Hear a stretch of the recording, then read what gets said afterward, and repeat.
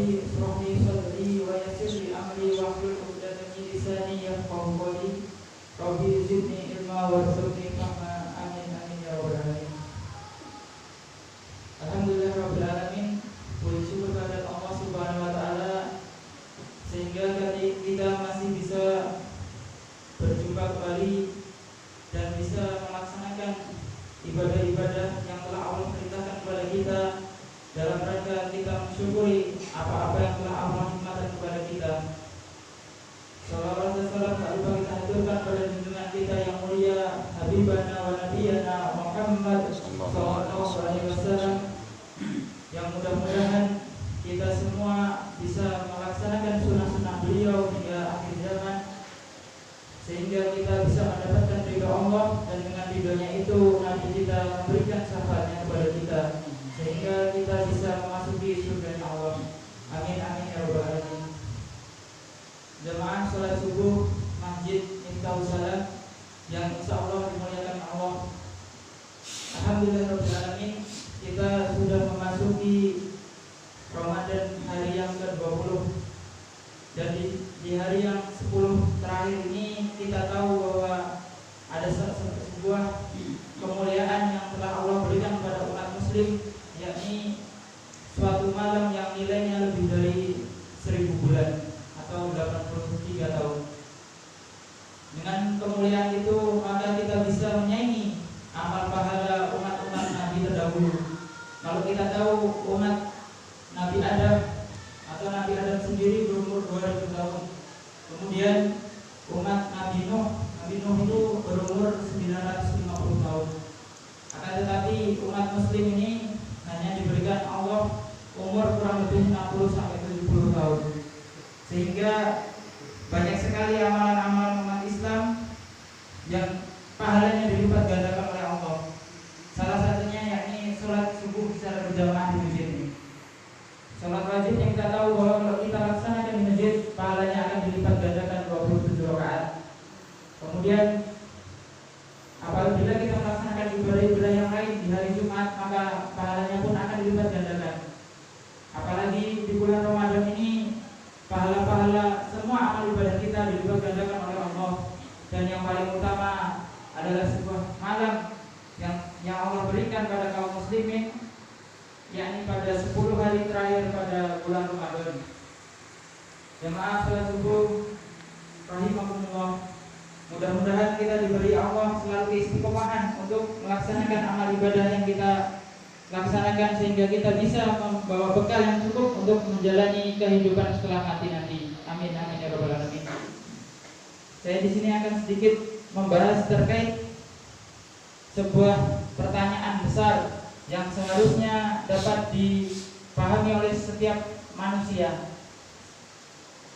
Ada sebuah ulama yang merumuskan 3 pertanyaan besar atau 3 simpul besar yang harus kita jawab sehingga kita bisa menjalankan kehidupan kita sebagai manusia.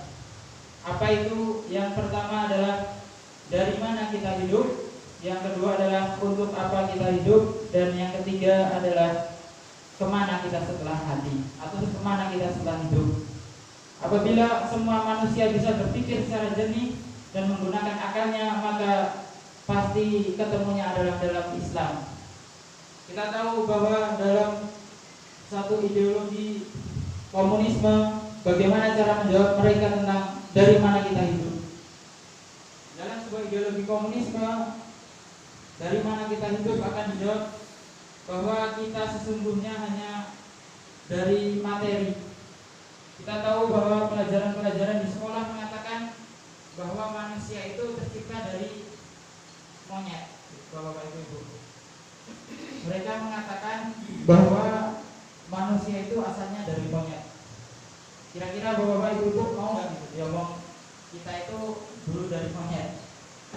Kemudian kalau dalam ideologi kapitalisme mengatakan kalau kita itu adalah ciptaan Tuhan, akan tetapi Tuhan hanya sekedar sebagai kreator, menciptakan saja kemudian sudah selesai, tidak mengurusnya lagi.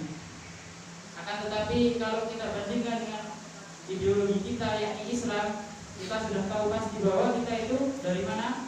Kita dari Allah. Kemudian beranjak ke pertanyaan yang kedua.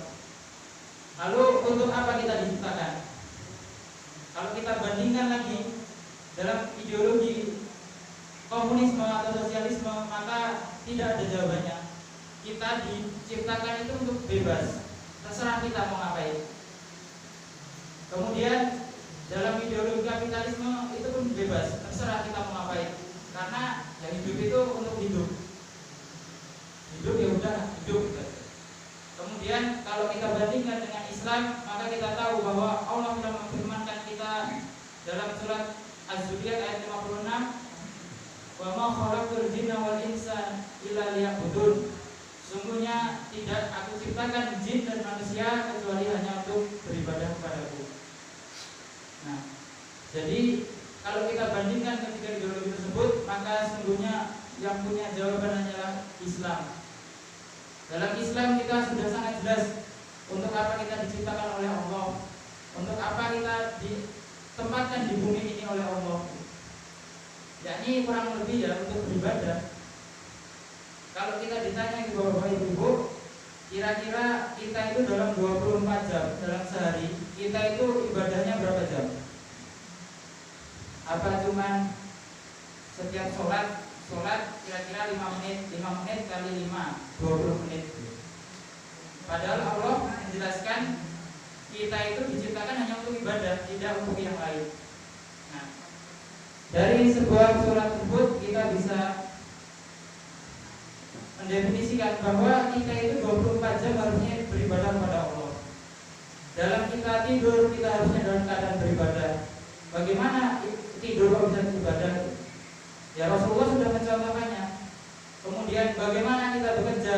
Bekerja pun kita harus dalam rangka beribadah kepada Allah. Makanya kita bekerja juga harus sesuai dengan yang Allah syariatkan. Tidak boleh kita bekerja sesuatu yang diharapkan Allah. Misalkan kita bekerja dalam dunia riba, apakah itu beribadah? Tentu itu adalah maksiat kepada Allah. Sedangkan kita diciptakan oleh Allah adalah untuk beribadah. Kemudian pertanyaan yang terakhir Bapak Ibu, setelah kita hidup itu kita mau kemana? Kalau dalam teori ideologi komunisme atau sosialisme, setelah kita hidup atau setelah kita mati, ya hanya akan menjadi materi lagi. Kita hidup dari materi, kemudian kita hidup itu bebas, terserah mau ngapain. Nah, yang ketiga, setelah kita mati, ya udah kita jadi materi lagi. Karena prinsip dasar teori materialisme atau kapitalisme itu adalah kita itu berawal dari materi, kemudian menjadi materi dan akan berakhir menjadi materi lagi. Makanya kalau teori kapitalisme, teori komunisme atau sosialisme itu mengatakan ketika kita mati ya sudah selesai urusan, semuanya selesai. Makanya kebanyakan orang Jepang atau orang Korea yang tidak mempunyai agama dan tidak percaya akan adanya Tuhan, maka bagi mereka yang mempunyai masalah berat atau mempunyai hutang yang banyak, mereka akan mengakhiri hidupnya. Karena yang mereka pikir adalah ketika mereka mati maka semuanya akan selesai. Dia akan kembali menjadi tanah. Begitu Bapak Ibu. Kemudian kalau kita bandingkan dengan teori kapitalisme, yang pertama tadi kita berasal dari mana? Kita berasal dari Tuhan. Kemudian Tuhan itu menciptakan manusia sebagai sang kreator. Kemudian di dunia untuk apa? Di dunia hanya untuk bebas, terserah mau ngapain. Kemudian setelah dia mati, dia kemana? Dia ke surga. Katanya bagi mereka orang-orang kapitalisme ini, dosa mereka itu sudah ditebus sama Tuhannya. Makanya mereka bisa hidup bebas, tidak peduli dengan adanya halal haram dan lain-lainnya, tidak peduli dengan peraturan. Yang penting bagaimana cara mereka itu hidup enak. Mereka bisa menghalalkan segala cara, bisa menghalalkan segala usaha untuk memenuhi kebutuhan hidup mereka. Akan tetapi kalau kita bandingkan dengan ideologi Islam sungguh jelas. Allah menyatakan dalam banyak surat bahwa setelah kita mati atau setelah kita hidup, maka setelah hidup itu akan ada kehidupan yang lebih kekal dan yang lebih abadi. Dan tempatnya hanya ada dua Bapak Ibu. Tempat yang pertama yakni adalah surga, dan tempat yang kedua di neraka. Nah, kita bisa memilih kita memilih surga atau memilih neraka. Nah, bagaimana caranya kalau kita ingin memilih surga? Ya kita tinggal mengikuti buku panduan atau buku petunjuk yang telah Allah titipkan kepada kita. Ketika Allah menciptakan kita di dunia, maka Allah telah membekali kita petunjuk atau pedoman hidup yang bisa kita gunakan agar kita hidup dengan baik, agar kita hidup dengan enak, kemudian bisa juga hidup atau dengan mati enak. Nah, Bapak-bapak, Ibu-ibu, jadi tergantung kita mau milih mana. Makanya harusnya umat manusia itu kalau sudah selesai dengan tiga pertanyaan besar ini atau tiga simpul besar ini, Datul Kubro ini, maka sesungguhnya mereka hanya akan mengutamakan ibadah dalam kehidupan mereka. Mereka tidak peduli dengan urusan-urusan dunia yang menyibukkan mereka. Mereka tidak peduli dengan kenikmatan dunia yang hanya sementara. Bahkan Rasulullah mengatakan dunia itu hanya setetes air. Bila kita mencelupkan tangan kita ke lautan, kita angkat tangan kita, maka dunia itu hanya tetesan air yang jatuh dari gerigi kita. Dan akhirat itu adalah seluruh lautan itu. Maka apakah kita mau menggadaikan dunia yang hanya setetes ini dengan air yang ada di lautan tersebut?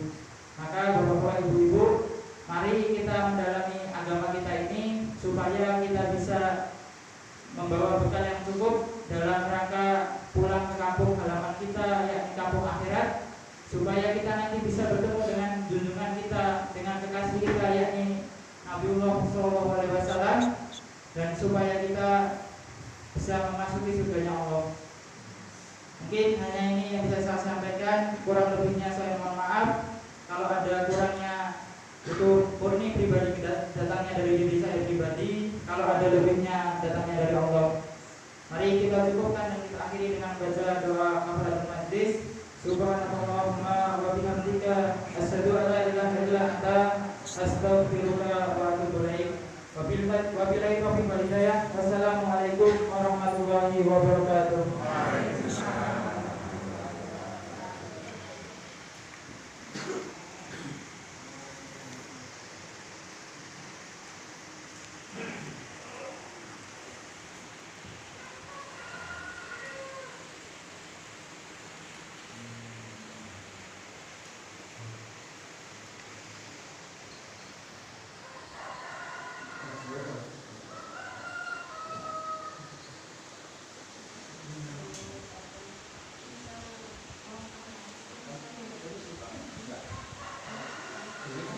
Pasang ini.